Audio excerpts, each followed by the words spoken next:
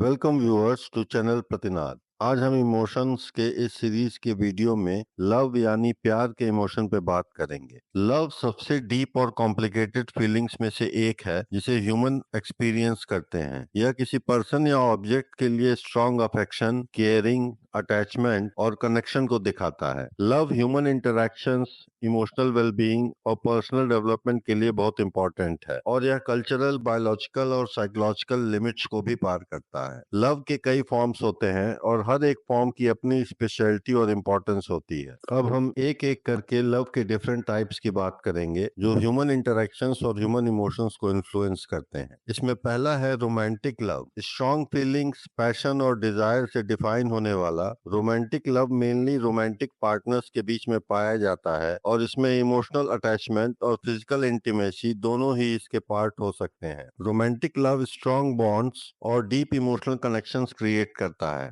Romantic love relationship के early stages में आमतौर पर पैशन, डिजायर और एक्साइटमेंट से जुड़ा होता है। यदि रोमांटिक लव को अंडरस्टैंडिंग, ट्रस्ट और कमिटमेंट के साथ नर्चर किया जाए तो रोमांटिक लव समय के साथ एक स्टेबल और डीप रिलेशनशिप में बदल सकता है। दूसरे टाइप का लव है फैमिलियल लव। फैमिलियल लव वह इंटेंस और अनक्वालिफाइड लव है जो फैमिली मेंबर्स के बीच में पाया जाता है। यह लव फैमिलियरिटी, कंपैशन और लाइफ लॉन्ग रिलेशनशिप्स पर बेस्ड होता है। पेरेंट्स नेचुरल वे में ही अपने बच्चों के प्रति प्रोटेक्टिव और केयरिंग लव महसूस करते हैं जो फैमिलियल लव का एग्जाम्पल है। उसी प्रकार से सिबलिंग्स के बीच एक स्पेसिफिक अफेक्शन होता है जो सपोर्ट, अंडरस्टैंडिंग और प्लेफुल राइवलरी से जुड़ा होता है। फैमिलियल लव इंस्टिंक्टिव और एंड्यूरिंग होता है जो इमोशनल सिक्योरिटी का एक मजबूत बेस प्रोवाइड करता है। तीसरे टाइप का लव है friendship love. Friendship love close friends के बीच होने वाला डीप लव को दिखाता है। यह इमोशनल सपोर्ट, शेयर्ड वैल्यूज और रिस्पेक्ट पर बेस्ड होता है। फ्रेंडशिप लव सेल्फलेस और नॉन रोमांटिक होता है जो कंपेनियनशिप और ट्रस्ट पर बेस्ड होता है। फ्रेंडशिप लव लोगों को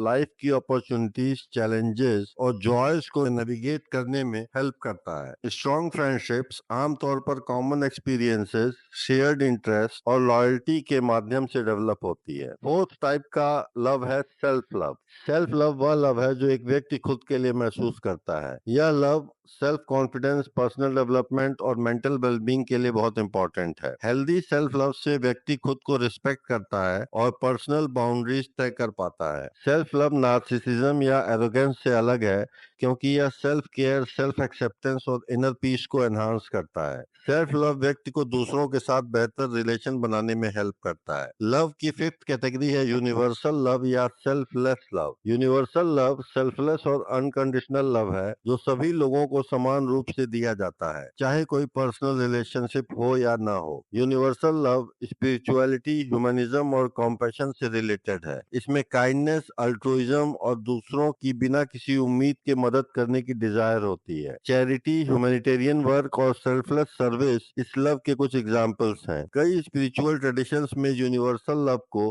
डिवाइन या प्योर लव के रूप में भी देखा जा सकता है। लव की सिक्स कैटेगरी है कंपेनियोनेट लव। कंपेनियोनेट लव एक डीप अफेक्शनेट बॉन्ड है जो लॉन्ग टर्म रिलेशनशिप, मैरिज या क्लोज फ्रेंडशिप में डेवलप होता है। इसमें इंटेंस पैशन तो नहीं होता लेकिन यह ट्रस्ट, म्यूचुअल रिस्पेक्ट और डीप इमोशनल इंटीमेसी से भरा होता है। जो कपल्स लंबे समय तक साथ रहते हैं और जिन्होंने फिजिकल अट्रैक्शन से परे गहरा इमोशनल बॉन्डिंग डेवलप कर लिया है वे इस लव को एक्सपीरियंस करते हैं। यह लव स्टेबल, रिलायबल और एंड्यूरिंग होता है और लॉन्ग टर्म हैप्पीनेस और मैरिज के लिए इंपॉर्टेंट माना जाता है। लव की सेवेंथ टाइप है अनरिक्विटेड लव। अनरिक्विटेड लव तब दिखाई देता है जब एक व्यक्ति किसी से लव करता है लेकिन दूसरा व्यक्ति वही फीलिंग्स रेसिप्रोकेट नहीं करता या वापस लव नहीं देता, तो उसे अनरिक्विटेड लव कहा जाता है। यह इमोशनल पेन का कारण बन सकता है लेकिन यह जीवन का एक नेचुरल पार्ट भी है। यह लव आमतौर पर लॉन्गिंग, सैडनेस और पर्सनल ग्रोथ से जुड़ा होता है। कई महान कविताओं और लिटरेरी वर्क्स में अनरिक्विटेड लव को दिखाया गया है। अनरिक्विटेड लव व्यक्ति को रेजिलियंस, इंटेलिजेंस, इमोशनल स्ट्रेंथ और आगे बढ़ने का वैल्यू सिखाता है। लव की 8th कैटेगरी है ऑब्सेसिव और पोजेसिव या मैनिया। मैनिया एक इंटेंस और ऑब्सेसिव लव है जो अक्सर इमोशनल डिपेंडेंसी, जेलसी और पोजेसिवनेस के कारण बन सकता है। यदि मैनिया किसी इंडिविजुअल को कंट्रोलिंग बिहेवियर, इनसिक्योरिटी और लैक ऑफ ट्रस्ट की ओर ले जाता है तो यह अनहेल्दी लव बन जाता है। एक्सट्रीम केसेस में यह टॉक्सिक रिलेशनशिप का रूप ले सकता है, जहां एक पार्टनर दूसरे पार्टनर को कंट्रोल करने या डोमिनेट करने की कोशिश करता है। हेल्दी लव को ट्रस्ट, रिस्पेक्ट और इमोशनल बैलेंस पर बेस्ड होना चाहिए, न कि कंट्रोल के ऊपर। लव एक पावरफुल और कॉम्प्लेक्स फीलिंग है जो अलग अलग रिलेशनशिप्स और ह्यूमन कनेक्शंस के बेसिस पर डिफरेंट फॉर्म्स में दिखाई देती है। Romantic love, familial love, friendship love और सेल्फ लव सभी इंसान के इमोशनल फुलफिलमेंट और वेलबींग के लिए इम्पोर्टेंट है। कुछ टाइप्स के लव जैसे कि ऑब्सेसिव लव या अनरिक्विटेड लव इमोशनल पेन का कारण बन सकते हैं, जबकि अन्य तरीके के लव हैप्पीनेस और स्टेबिलिटी को लाते हैं। मीनिंगफुल और हेल्दी लव ही लाइफ को बैलेंस और फुलफिलिंग बना सकते हैं। फाइनली, लव ही वह पावर है जो दूसरों को एक दूसरे से जोड़ती है और लाइफ को मीनिंग देती है और रियल हैप्पीनेस का कारण होती है। अब हम बात करते हैं उन फैक्टर्स की जो लव को इन्फ्लुएंस करते हैं। लव एक डीप और मल्टी डायमेंशनल इमोशन है जिसे कई साइकोलॉजिकल, बायोलॉजिकल, सोशल और कल्चरल फैक्टर्स के द्वारा शेप किया जाता है। यह केवल एक फीलिंग नहीं बल्कि एक डायनामिक प्रोसेस है जो ह्यूमंस के इंटरनल और एक्सटर्नल फैक्टर्स से इन्फ्लुएंस होती है। लव पर्सन टू पर्सन और रिलेशन टू रिलेशन डिफरेंट होता है। लव सिचुएशंस और सर्कमस्टेंसेस पर भी डिपेंड करता है। अब हम एक एक करके लव को इन्फ्लुएंस करने वाले फैक्टर्स की बात करते हैं। तो सबसे पहले है जेनेटिक और बायोलॉजिकल फैक्टर्स। लव के केस में ब्रेन केमिस्ट्री का एक इंपॉर्टेंट रोल होता है। ब्रेन केमिस्ट्री से हमारा मतलब है ब्रेन में सिक्रीट होने वाले केमिकल्स जैसे न्यूरोट्रांसमीटर्स और हार्मोन्स और उनके लेवल्स। डोपामीन, ऑक्सीटोसिन, सीरोटोनिन और एंडोर्फिन्स लव को सबसे ज्यादा इन्फ्लुएंस करते हैं। डोपामिन न्यूरोट्रांसमीटर प्लेजर और अट्रैक्शन से जुड़ा होता है, जिससे लव का इमोशन थ्रिलिंग और फुलफिलिंग महसूस होता है। ऑक्सीटोसिन, जिसे लव हार्मोन भी कहा जाता है, रिलेशनशिप में ट्रस्ट को बढ़ाता है और इमोशनल बॉन्ड्स को गहरा करता है। सीरोटोनिन लेवल्स ऑब्सेसिव लव में कंट्रीब्यूट करते हैं, जबकि एंडोर्फिन्स लॉन्ग टर्म लव में कंफर्ट और अटैचमेंट को बढ़ाते हैं। दूसरी इंपॉर्टेंट चीज है जेनेटिक प्रीडिस्पोजिशन। कुछ रिसर्च बताते हैं कि लोगों में स्पेसिफिक जेनेटिक ट्रेट्स होते हैं जो उनके अटैचमेंट स्टाइल्स को इन्फ्लुएंस करते हैं। जेनेटिक एलिमेंट्स व्यक्ति के टेम्परामेंट, इमोशनल सेंसिटिविटी और सोशल बॉन्डिंग की कैपेसिटी को भी शेप करते हैं। दूसरा लव को इन्फ्लुएंस करने वाला फैक्टर है साइकोलॉजिकल एस्पेक्ट। इसमें अटैचमेंट स्टाइल का एक इंपॉर्टेंट रोल होता है। अटैचमेंट स्टाइल वह चीज है जो व्यक्ति बचपन में पेरेंटल केयर यानी पालन पोषण के बेसिस पर डेवलप करता है। अटैचमेंट स्टाइल व्यक्ति के प्लेटोनिक और रोमांटिक रिलेशनशिप को इन्फ्लुएंस करती है।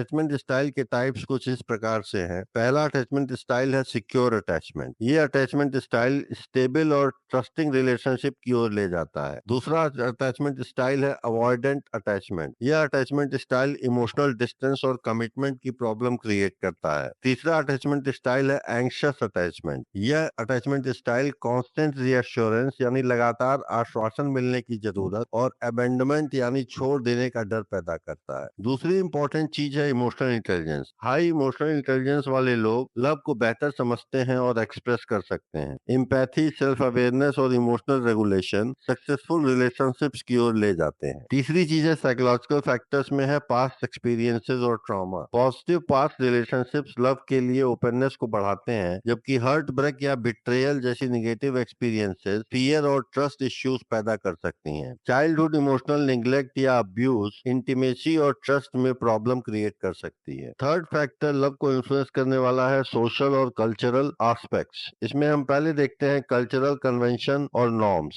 लव, मैरिज और रिलेशनशिप्स हर कल्चर में अलग अलग वैल्यू रखते हैं। जहां वेस्टर्न कल्चर्स पर्सनल चॉइस और रोमांटिक लव को प्राइमरी इंपॉर्टेंस देते हैं, वहीं ईस्टर्न कल्चर्स फैमिली वैल्यूज और अरेंज रिलेशनशिप्स को अधिक वैल्यू देते हैं। सोशल नॉर्म्स यह डिसाइड करते हैं कि लव कैसे एक्सप्रेस किया जाता है, जैसे कि पब्लिक अफेक्शन, जेंडर रोल्स और रोमांटिक रिलेशनशिप्स की एक्सपेक्टेशंस। दूसरी चीज है फैमिली रिलेशंस और अपब्रिंगिंग। फैमिली रिलेशनशिप्स और अपब्रिंगिंग किसी व्यक्ति के लव के पर्सपेक्टिव को शेप करते हैं। एक लविंग और supportive family environment healthy relationship को एनहांस करता है, जबकि एक अनस्टेबल फैमिली बैकग्राउंड लव को एक्सप्रेस करने या पाने में प्रॉब्लम्स क्रिएट कर सकता है। तीसरी चीज है पीयर इन्फ्लुएंस और मीडिया। फ्रेंड्स और सोशल ग्रुप्स लव के प्रति व्यक्ति की बिलीफ और वैल्यूज को इन्फ्लुएंस करते हैं। Movies, books, social media love के बारे में अनरियलिस्टिक एक्सपेक्टेशंस भी पैदा कर सकते हैं। चौथा लव को इन्फ्लुएंस करने वाला फैक्टर है एनवायरमेंटल एंड सिचुएशनल कॉन्टेक्स्ट। इसमें पहला एस्पेक्ट है फिजिकल प्रेजेंस और प्रॉक्सिमिटी। लव अक्सर फिजिकल क्लोजनेस और रिपीटेड इंटरेक्शन से डेवलप होता है। साइकोलॉजी में रिलेशनशिप से जुड़ा एक इफेक्ट दिखता है जिसे मियर एक्सपोजर इफेक्ट कहते हैं, और यह इफेक्ट यह कहता है कि लोगों में उन लोगों के लिए फीलिंग्स डेवलप करने की ज्यादा पॉसिबिलिटी होती है जिन्हें वे बार बार देखते हैं, जैसे क्लासमेट्स, कलीग्स या पड़ोसी। दूसरा एस्पेक्ट है टाइमिंग और लाइफ सर्कमस्टेंसेस। किसी इंडिविजुअल लाइफ स्टेजेस और सिचुएशंस लव के लिए उस इंडिविजुअल के पर्सपेक्टिव को इन्फ्लुएंस करते हैं। जैसे यंग इंडिविजुअल्स पैशनेट और एक्सप्लोरेटरी लव की तलाश कर सकते हैं, जबकि ओल्डर इंडिविजुअल्स इमोशनल सिक्योरिटी और कंपेनियनशिप को अधिक वैल्यू देते हैं। कैरियर गोल्स, स्ट्रेस और लाइफ चैलेंजेस भी लव के डेवलपमेंट को इन्फ्लुएंस कर सकते हैं। पांचवा लव को इन्फ्लुएंस करने वाला फैक्टर है इंडिविजुअल और पर्सनालिटी वेरिएशंस। इसमें पहला एस्पेक्ट है कंपैटिबिलिटी और सिमिलैरिटी। रिसर्च बताते हैं कि लोग उन व्यक्तियों के प्रति अधिक अट्रैक्टिव महसूस करते हैं जिनके वैल्यूज, इंटरेस्ट और लाइफ गोल्स उनके साथ मिलते जुलते हैं या सिमिलर होते हैं। इमोशनल कंपैटिबिलिटी, म्यूचुअल रिस्पेक्ट और अंडरस्टैंडिंग लॉन्ग टर्म लव की पॉसिबिलिटी को बढ़ाते हैं। दूसरा एस्पेक्ट है लव लैंग्वेजेस। लव को व्यक्त करने के डिफरेंट मेथड्स होते हैं जिन्हें लव लैंग्वेजेस कहा जाता है, जैसे वर्ड्स ऑफ एफर्मेशन, प्यार को शब्दों में व्यक्त करना, एक्ट्स ऑफ सर्विस, पार्टनर की मदद करना, रिसीविंग गिफ्ट्स, थॉटफुल गिफ्ट के माध्यम से प्यार व्यक्त करना, क्वालिटी टाइम, एक दूसरे के साथ मीनिंगफुल समय बिताना, फिजिकल टच जैसे गले लगाना, हाथ पकड़ना आदि। लव लैंग्वेजेस को समझना और उनके अनुसार बिहेव करना इमोशनल बॉन्ड्स को मजबूत बनाता है। तो लव एक कॉम्प्लेक्स इमोशन है जो बायोलॉजिकल, साइकोलॉजिकल, सोशल और एनवायरमेंटल फैक्टर से इन्फ्लुएंस होता है। ब्रेन केमिस्ट्री और जेनेटिक्स अट्रैक्शन और बॉन्डिंग पर इम्पैक्ट डालते हैं। अटैचमेंट स्टाइल्स, इमोशनल इंटेलिजेंस और पास्ट एक्सपीरियंसेस लव की क्वालिटी को डिसाइड करते हैं। सोशल नॉर्म्स, फैमिली बैकग्राउंड और कल्चरल एक्सपेक्टेशंस लव को एक्सप्रेस करने के तरीके को डिसाइड करते हैं। सिचुएशनल फैक्टर्स और इंडिविजुअल पर्सनालिटी ट्रेट्स यह तय करते हैं कि लव कैसे डेवलप और मेंटेन किया जा सकता है। हेल्दी रिलेशनशिप्स के लिए सेल्फ अवेयरनेस, इमोशनल बैलेंस और पर्सनल एक्सपेक्टेशंस की समझ जरूरी होती है। लव को बेहतर समझकर व्यक्ति ट्रस्ट, रिस्पेक्ट और जेन्युइन कनेक्शन पर बेस्ड अधिक मीनिंगफुल रिलेशनशिप्स बना सकता है। अब हम बात करते हैं लव इमोशन के रेगुलेशन की। लव एक डीप और मल्टी डायमेंशनल कॉम्प्लेक्स फीलिंग है जो रिलेशनशिप्स, पर्सनल वेलफेयर और मेंटल हेल्थ को इन्फ्लुएंस करती है। लव हमारे लाइफ में हैप्पीनेस, इमोशनल कनेक्शन और फुलफिलमेंट लाता है, लेकिन यदि इसे सही तरीके से कंट्रोल या रेगुलेट न किया जाए तो वह इमोशनल पेन, डिपेंडेंस और कॉन्फ्लिक्ट का कारण बन सकता है। लव को बैलेंस्ड और पॉजिटिव बनाए रखने के लिए लाइफ में बैलेंस, सेल्फ अवेयरनेस और इमोशनल कंट्रोल जरूरी है। लव को रेगुलेट करने का सबसे अच्छा मेथड है इमोशंस को समझना, एक्सपेक्टेशंस को मैनेज करना, बाउंड्रीज डिसाइड करना और एक पॉजिटिव रिलेशनशिप डायनामिक्स बनाए रखना। अब हम बात करते हैं लव की इमोशनल इंटेंसिटी को रेगुलेट करने के मेन मेथड्स के बारे में। इसमें पहला एस्पेक्ट है understanding and appreciating love. Love हमारे सामने डिफरेंट फॉर्म्स में आता है, जैसे romantic love, familial love, friendship love, self love, universal love. Love की नेचर या उसकी प्रकृति को समझना व्यक्ति को अपने रिश्तों को डाउट और अनरियलिस्टिक एक्सपेक्टेशन से फ्री करने में हेल्प करता है। इसमें हेल्दी और अनहेल्दी लव को समझना जरूरी हो जाता है। हेल्दी लव में trust, mutual respect, emotional security और पर्सनल ग्रोथ शामिल होते हैं। अनहेल्दी लव में ऑब्सेशन, इमोशनल डिपेंडेंसी, पोजेसिवनेस और अनरियलिस्टिक एक्सपेक्टेशंस होते हैं। लव को रेगुलेट करने का पहला स्टेप यह पहचानना है कि कब लव टॉक्सिक या वन साइडेड बन रहा है। दूसरा एस्पेक्ट लव के रेगुलेशन में है emotional self control in love. हमें लव में इमोशनल सेल्फ कंट्रोल के लिए इमोशनल इंटेलिजेंस का प्रैक्टिस करना चाहिए। इमोशनल इंटेलिजेंस में सेल्फ अवेयरनेस की स्किल डेवलप करनी जरूरी है, जो अपने इमोशंस और लव में अपने रिस्पॉन्सेस को समझने से रिलेटेड है। इमोशनल इंटेलिजेंस में दूसरी चीज है एम्पैथी। यह अपने पार्टनर या लव्ड वंस की फीलिंग्स को रिस्पेक्ट करने से जुड़ा है। इमोशनल इंटेलिजेंस में तीसरी चीज है सेल्फ रेगुलेशन, जो जेलसी, इनसिक्योरिटी और ओवर अटैचमेंट जैसे इंपल्सिव इमोशनल रिएक्शंस को कंट्रोल करने से जुड़ा है। इमोशनल सेल्फ कंट्रोल में एक्सपेक्टेशंस मैनेज करना भी जरूरी होता है।